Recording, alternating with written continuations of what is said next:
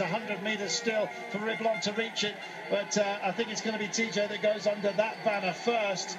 But goodness me, he's starting to pedal squares as Riblon gets back at him, and the heartbreaking thing to do would be to just go straight by, and that's exactly what he does, and he turns on the gas. Oh, this is an amazing performance. It looks like it's going to be a French victory, and they have so desperately yearned for this, Sean. Yes, 2 kilometres to go, and we see Riblon.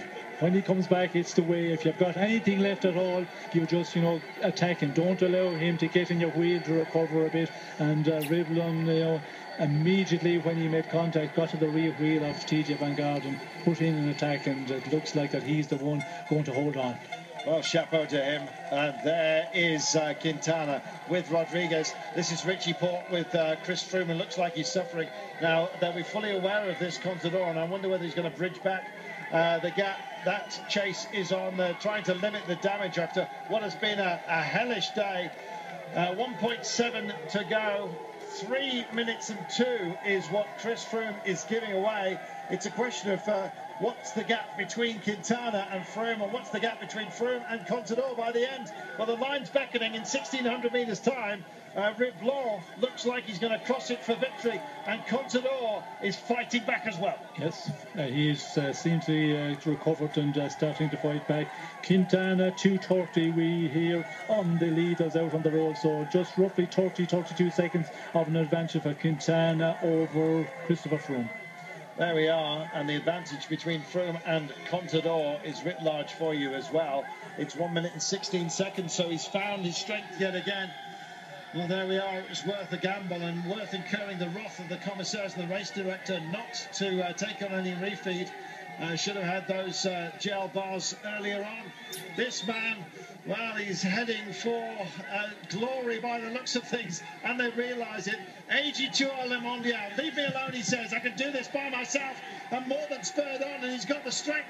Get out of my face and indeed out of my ears. I wouldn't be surprised if he takes the radio out and just gets to listen to this roar, Sean, which is coming his way. Yes, I think he wanted to get the car out as well, to get the line into the corner, the right hand of the car, and the director sportive getting a bit too anxious. And as he goes to the kilometre, Riblon, he knows that he has it in the pocket now, and it's just a matter of keep your concentration, don't panic, and get to the finish, because he knows that TJ Van Garderen was totally empty when he came by him with 2 kilometres to go. Christophe Riblon, heartbroken to miss out to Costa. Only a couple of days ago, don't forget, on that run to Gap. Well, they set out the toughest day that anyone can remember on the Tour de France, twice over the Alpe d'Huez, and it looks like Christophe Riblon is going to turn a also-ran moment into victory. Look at this, listen to the crowd, and just look at the man's face. We'll get the heads-on view of him as the line approaches, but this day belongs to him. It belongs to France as well. Thank heaven they've got something. Oh, Christophe Riblon, last couple of corners, sails by the barriers.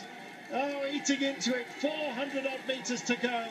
This is going to feel like a walk in the park, considering what he's done. And just look at his face. There's the reaction for you. He's carried the weight, the burden of an entire nation, and he has delivered on the toughest day of all. Christophe Riblon. What an amazing performance that is. Joy unbridled for him, for the French nation, for the French press, and for the man himself. Chapeau.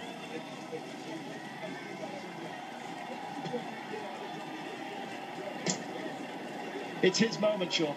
Yes, it's his moment, certainly. To win an Alpe d'Huez, to win a stage in the Tour of France, for Riblon to win here an Alpe d'Huez, just unbelievable. That was magnificent. TJ Van Garderen, great disappointment it will be for BMC. What a shame for him. It was such a gutsy performance. Absolutely magnificent. The clock rolling upon him here. Everyone will remember the Riblon, the winner of the Double D'Huez. And Van Garderen came so close. Yes, and Riblon winning for AG2R, of course, and wish the huge misfortune yesterday, losing Perot in the warm-up, and then we see him crashing again the time trial. So for the team Riblon and the team of AG2R, what a day. Shows you how fortune can swing. And it was at the 2 kilometre mark, don't forget, that TJ Van Garderen was passed, and he finishes almost a minute down. Look at the emotion.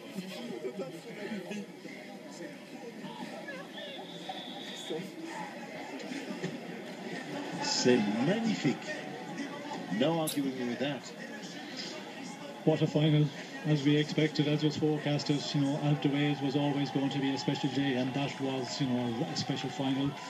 Right from the beginning, out of Bourg-Vaison, as we can see, Moser holding on there for, you know, a great third place. And now it'll be interesting to see Quintana, what the difference will be between him and yellow jersey of Christopher Froome. Well, the race is on, and they tried to throw the hammer down. Froome needed sustenance, and here goes Quintana, and he's going to out-sprint Rodriguez for the line, is he? Well, it's about the GC for these guys. He is so feisty. Well, it's going to be just over the 2-minute mark down on the day's stage winner. But this clock, as it rolls, is going to be a very important one. He's going to make huge inroads into the general classification, and it looks like a podium is a very real possibility for this man. 2 minutes and 13 down, he finishes.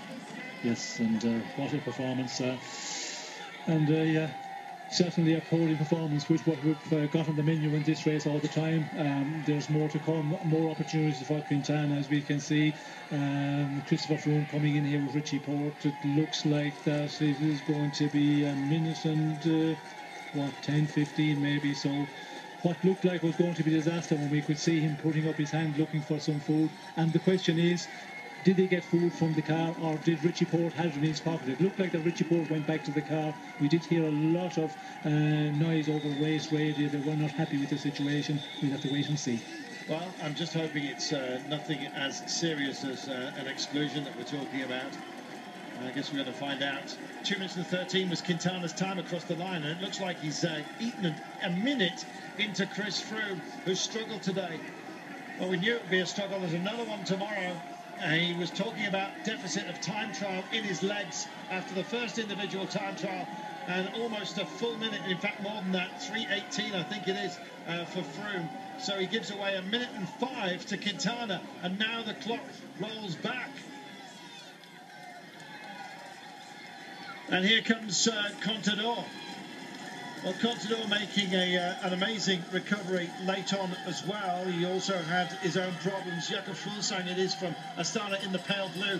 That's leading in the pace. Niev with that polka dot jersey, albeit nursing it for Chris Froome. So, don't forget, Chris Froome was about 3 minutes and 18 on my own handwritten notes here.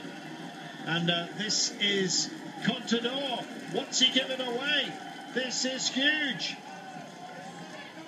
The clock ticks on, he's still not at the line, and it continues to roll. 4 minutes and 10, 12, 13, 14, 15, 4:15, almost a full minute.